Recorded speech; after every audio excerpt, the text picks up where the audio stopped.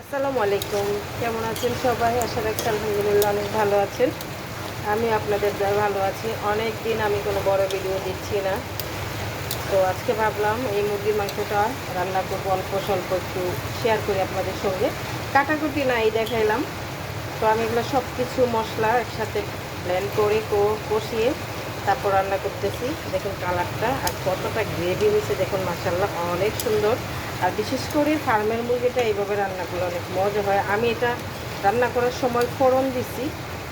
এই ফোড়নের মধ্যে আমি লাল মরিচ মানে শুকনো মরিচ যেটাকে বলে, একটু জিরা কাঁচা আর তেজপাতা দিয়ে ফোড়ন দিয়ে তেল দিয়ে তারপরে এটাতে আমি কোনো পেঁয়াজ দিই নাই, না দিয়েই আমি ব্লেন্ড করে সব কিছু, এখানে ব্লেন্ডের মধ্যে ছিল ধনিয়া পাতা কাঁচামরিচ, তারপরে ছিল আদা রসুন পেঁয়াজ সব কিছু দিয়ে আমি তেল দিয়ে এই যে কষাই নিচ্ছি ভালোভাবে। এখনও কষতেছে।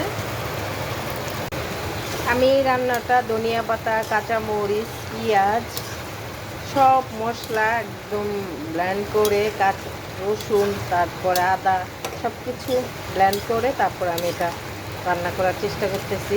অনেক মজা হয় এভাবে রান্না করলে। অনেকে বলেন ধনিয়া পাতা দিয়ে কীভাবে রান্না করে।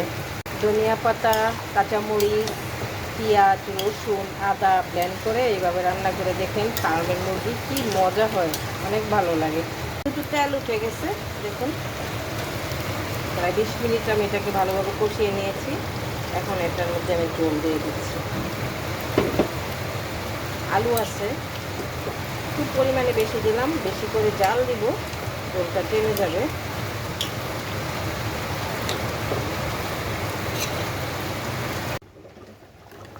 এই তো জল দেওয়ার পরে অবস্থা হয়ে গেছে। এখন আমি জিরার ফাঁকি দিয়ে দিব। জিরার ফাঁকি দিয়ে আমি এখন 2 মিনিট রেখে তুলে ফেলবো। হয়ে গেছে। একটু ঝোল ঝোল রাখছি। এটা ঝোল কি গ্রেভি ঝোল দেখুন, একদম গ্রেভি গ্রেভি। আলুটাও সিদ্ধ হয়ে গেছে মাশাআল্লাহ। খেতেও দেখতে খেতে মজা হয়েছে। আমি একটু টেস্ট করছিলাম। তো কারা কারা এইভাবে ফার্মের মুরগি রান্না করেন কমেন্ট করে জানাবেন। অনেকে তো বলবেন আমরা ফার্মের মুরগি খাই না, ফার্মের মুরগি খেলে এটা আরে ভাই সবাই খাইতে হয়। তা আমিও মনে হয় 6-7 মাস পরে রান্না করতেছি। তো যাই হোক, কেমন লাগলো কমেন্ট করে জানাবেন।